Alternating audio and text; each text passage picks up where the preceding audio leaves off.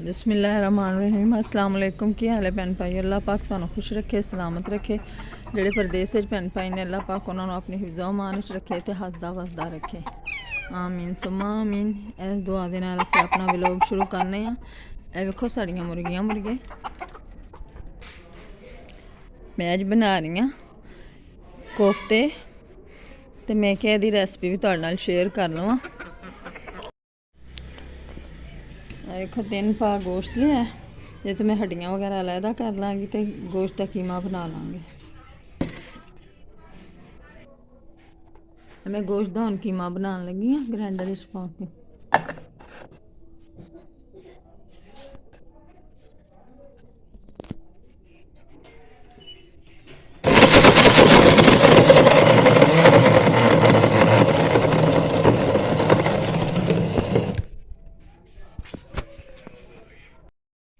देखो मैं कीमा बना लिया ग्राइंडर है सारा। हुण इहदे ना मसाले मिक्स करांगे। बिस्मिल्लाहिर्रहमानिर्रहीम। काली मिर्च, नमक है हाफ टी स्पून, दरदरी लाल मिर्च 1 चम्मच, हल्दी,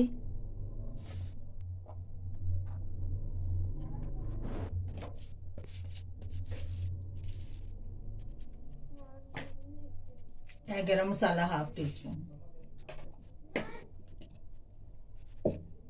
प्याज 2 मीडियम साइज दे मैं ले सन, उन्होंने कुट लिया। हुण इहदे च कुटे ना प्याज पावांगे, पेस्ट प्याज़ां दी।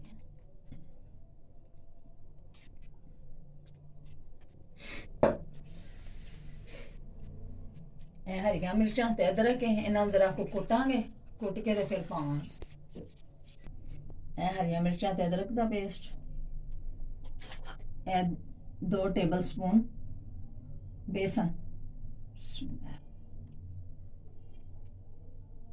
मैं इन्हां सब चीज़ां नूं मिक्स करांगे।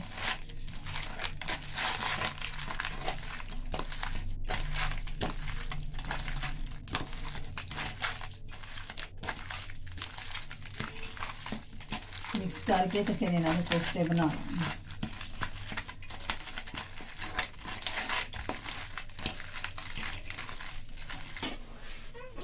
कीमे दे सारे मसाले मिला लेने। हुण मैं कोफ्ते बना रही हूँ। कीमे दे जिहड़ा ना बेसन इसलिए मिलाया कि ना कोफ्ते टुटणगे नहीं।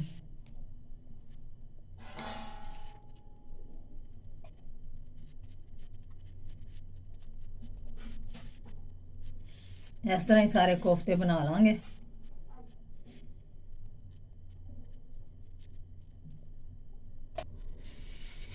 कोफ्ते बना लेने सारे, तैयार कर लेने। हुण इन्हां बाद विच बना के ते मसाले च पावांगे। मसाला तैयार करांगे तो मसाले च पावांगे।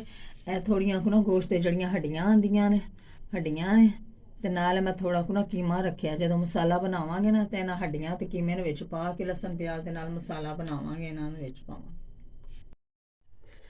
हुण असीं ना कोफ्तियां लई मसाला बना लैने आ।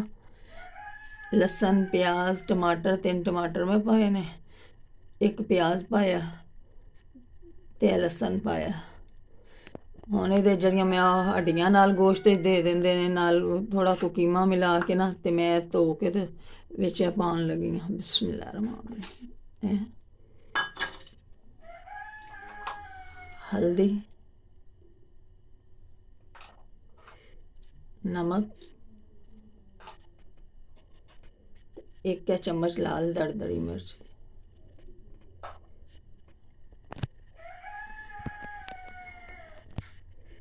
हुण इहनूं असीं वेट ला देंगे। असीं अच्छी तरह इन गोश्त जड़ियां हड्डियां ने थोड़ा कीमा पाया, अच्छी तरह गला लांगे। गला के मसाला बना के तो फिर कोफ्ते पावांगे बाद विच।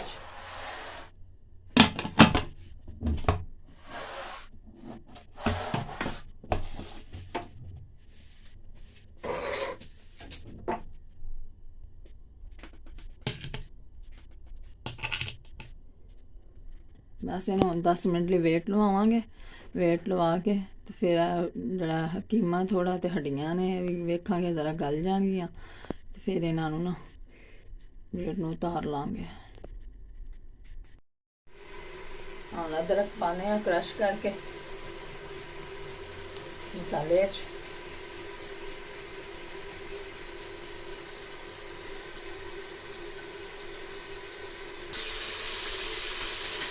तीन कटियां हुई हरिया मिर्चां ने यह भी ऐड करांगे।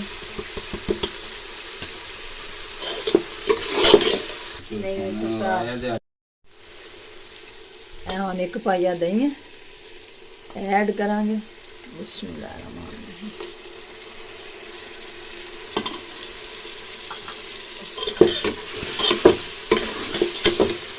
अच्छी तरह भुनाई करांगे।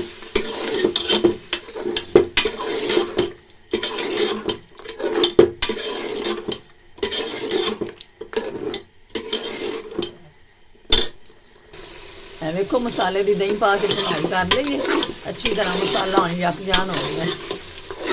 हम ये इन्ना कोफ्ते पावांगे थोड़ा हल्का जिहा पानी पा के कोफ्ते पावांगे। कोफ्ते जो ना टुटणगे नहीं हल्की आंच से ना उन्होंने रख देंगे पा के।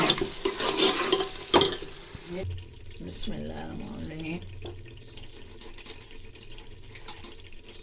कोफ्ते पाने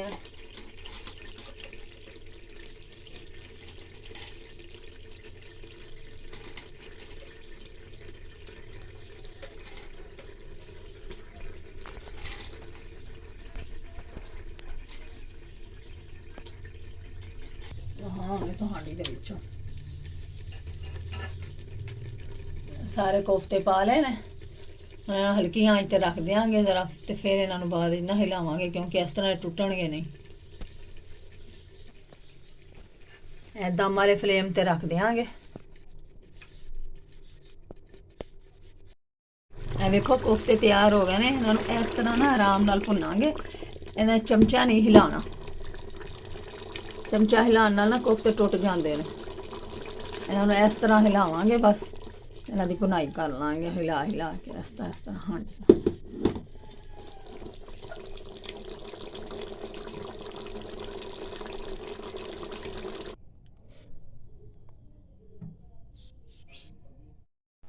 देखो कोफ्ते तैयार हो गए ने माशाल्लाह किन्ने खूबसूरत लग रहे हैं। इस तरह ही तुसी भी कोफ्ते तैयार करने ने बहुत नरम ते अच्छे बननगे। ए वेखो अजान दे पापा गए सन गुजरा वाले शादी ते उत्थों ए मिठाइयां वगैरह लैके आए ने। उत्थों गुलदस्ते ए सूजी वाले लड्डू ए पिंडियों लैके आए ने खुश स्ट्रॉबेरी ए मूंगफलियां। अगर तुहानू साडी वीडियो पसंद आए तो वीडियो नू लाइक करना चैनल नू सबसक्राइब करना। अल्लाह हाफिज़।